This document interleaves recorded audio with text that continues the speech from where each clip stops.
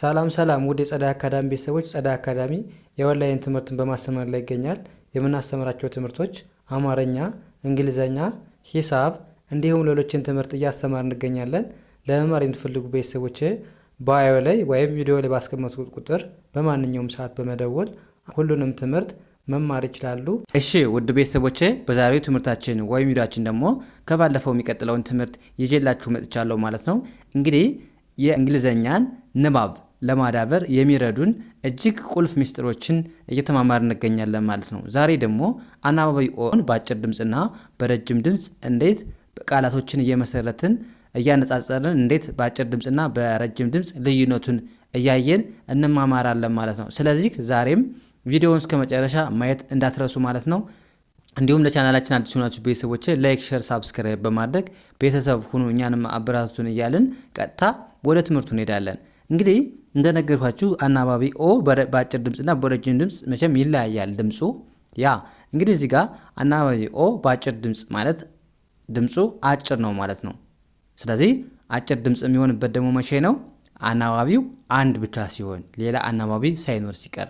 ለምሳሌ ኦ ከሆነ አናባቢ ኦ ነው ዛሬ የምናይ። ስለዚህ ኦ ሌላ አናባቢ ከጎኑ ወይም ከቃሉ ሌላ አናባቢ ከሌለ አንድ ብቻ ራሱ ኦ ብቻ ከሆነ ኦን እንደምናነበው ነው ማየት ያለብን። ራሱን ኦ ብለን እናነባለን፣ ግን ድምጹ ያጥራል፣ ድምጹ አጭር ነው። ስለዚህ እያንዳንዱ እንዴት ማንበብ እንደምንችል እናያለን ማለት ነው። እንግዲህ እዚህ ጋር ምንድነው ኤን ኦ ቲ ማነው? አናባቢው ኦ ነው። ስለዚህ አንድ ብቻ ነው አናባቢው። እንዴት እናነበዋለን ማለት ነው? ኤን ኦን ኖ፣ ቲንት ኖት ብለን እናነበዋለን። አያችሁ ድምጹ አጭር ነው። ኦ ሚል ድምጽ አለው። በረጅም ድምጽም ኦ ሚል ድምጽ ነው ያለው፣ ግን ያጥራል ድምጹ። እዚህ ጋር ኖ ብለን ኤን ኦን ኖ ብለን እናነባለን። ቲንት ኖት ነው የምንለው እንጂ ኖት አንልም ማለት ነው። ድምጹ አይረዝምም ማለት ነው። ስለዚህ አጠር አድርገን እንናገራለን ማለት ነው። ስለዚህ ኤን ኦን ኖ፣ ቲንት ኖት ምን ማለት ነው? አይደለም ወይም አይሆንም ለማለት ናት እንላለን ማለት ነው። ወደዚህኛው ስንሄድ ደግሞ እዚህ ጋር አሁን እዩ ስንት አናባቢዎች አሉ? ሁለት አናባቢዎች አሉ። ማንና ማን? ኦና ኢ። ስለዚህ በዚህ ሰዓት ምን ማድረግ አለባችሁ ማለት ነው? እናንተ ድምጹን ረዘም ማድረግ። ኦ ድምጽ ነው ያለው፣ ድምጹ ኦ ነው፣ ግን ምን ማድረግ አለባችሁ? ኤን ኦን ኖ ስላላችሁ ኖ ድምጹ ረዘም ይላል ማለት ነው። ኖ ቲኢ ት ኖት ነው የምትሉት። ኦ ይረዝማል ማለት ነው። ኖት ምንድነው? ማስታወሻ ማለት ነው። ማስታወሻ። ስለዚህ እዚህ ጋር ኦ የሚለው ድምጽ ይረዝማል ማለት ይሄ ነው። እንደ ሌሎቹ የተለያየ ድምጽ የለውም ማለት ነው። ስለዚህ አሁን ኦ የሚል ድምጽ አለው፣ ግን ይሄኛው ኦ ምንድነው ማለት ነው? ይረዝማል ስትሉት ድምጻችሁ ላይ ይረዝማል ማለት ነው። ድምጹ ይረዝምባችኋል ማለት ነው። እዚህ ጋር ግን ያጥራል ማለት ነው። በዚህ ነው የምትለዩት ማለት ነው። ስለዚህ ኤች ኦንስ እንደምናንበው እዚህ ጋር እንደ ሆ እናንብበው። ሆ ብለን ማንበብ። ፒን ፕ ሆፕ ነው የምንስናነበው ማለት ነው። ሆፕ ምንድነው? መዝለል ማለት ነው። መዝለል።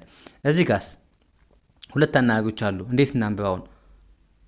ኤች ኦን ሆ ነው የምናነበው፣ ግን ይረዝማል። ሆ ፒኢን ፕ ሆፕ። እዚህ ጋር ሆፕ ነበር ያልነው፣ እዚህ ጋር ደግሞ ሆፕ። አያችሁ ልዩነቱ? ኦ ይረዝማል ድምጹ ማለት ነው። ሆፕ ምንድነው? ተስፋ ማለት ነው። ሆፕ ተስፋ። እዚህ ጋርስ አርኦን እንደ ሮ እናንብበው፣ ዲን እንደ ድ፣ ሮድ። አያችሁ ሮድ። ኦ አጭር ድምጽ ነው ያለው። ሮድ ማለት ዱላ ማለት ነው። ከዛስ አርኦ ኤ ዲ ስንት አናባቢ ያለው? ሁለት አናባቢ ኤ እና ኦ አሉ። ሁለት አናባቢ ናቸው። ስለዚህ ድምጹ ይረዝማል። ሮ ነው የምንለው ማለት ሮ ዲንድ ሮድ። አያችሁ ኦ የሚለው ድምጽ ይረዝማል ማለት ነው። ስለዚህ ሮድ ማለት ምንድነው? መንገድ ማለት ነው። መንገድ። እዚህ ጋርስ አሁንም አርኦን ሮ ብለን ማንበብ። ቢን ብ ሮብ ማለት መዝረፍ ማለት ነው። እዚህ ጋርስ ሁለት አናባቢ ሲኖር ደግሞ እንዴት ታደርጋላችሁ? ሮብ ድምጹ አያችሁ ይረዝማል በጣም። ሮብ ው ሚል ድምጽ እንደውም አለው። ሮብ ስትሉ ረጅም ልብስ ማለት ነው። ሮብ ስንል ረጅም ልብስ እያለ ነው ማለት ነው። ይሄኛውስ ቲኦን እንደ ምን ማንበብ ነው? እንደ ቶን ነው የምንለው። ቶን አንልም ማለት ነው። ስለዚህ ድምፁ አጭር ነው ማለት ነው። ቶን ማለት ምንድን ነው? ብዛት። ለምሳሌ በኪሎግራም የሚለካ ነገር ቶን ይባላል ማለት ነው። ይህን ያህል ቶን ምናምን ያለ፣ ስለዚህ ብዛት በኪሎግራም ማለት ነው ቶን ማለት። ያ እዚህ ጋርስ ቲኦን ቶ ኤንኢን ቶን። አያችሁ ልዩነቱ? ኦ የሚለው ድምፅ እዚህ ጋር ይረዝማል፣ ሁለት አናባቢ ሲኖረው ማለት ነው። ቶን ብለን እናነባለን። ቶን ማለት ምንድን ነው? ድምፅ ወይም ቅኝት ማለት ነው። ድምፅ ወይም ቅኝት ቶን እንላለን ማለት ነው። ያ እዚህ ጋር ሲኦን እንደማንበብ ነው። እንደ ኮ፣ ዲን እንደ ድ። ኮድ ማለት የአሳ አይነት ነው። ኮድ ማለት የአሳ አይነት ነው። አሳ ማለት ነው፣ ግን ይለያያሉ። እንደ አሳዎቹ የአሳ አይነት ኮድ የሚባል አሳ አለ ማለት ነው። ስለዚህ ኮድ ስትሉ ኦ የሚለው ድምፅ አጭር ነው። በቃ ኮድ። እዚህ ጋር ስትሄዱ ደግሞ ሁለት አናባቢ ያለው ኮድ ማለት ሚስጥር። ኮድ ስንል ግን እዚህ ጋር ው የሚል ድምፅ እንደውም አለው ኮድ። ስለዚህ ኦ ረዥም ነው ማለት ነው ድምፁ፣ ሚስጥር ማለት ነው፣ ወይም ፓስዋርድ ምንለው ማለት ነው ኮድ።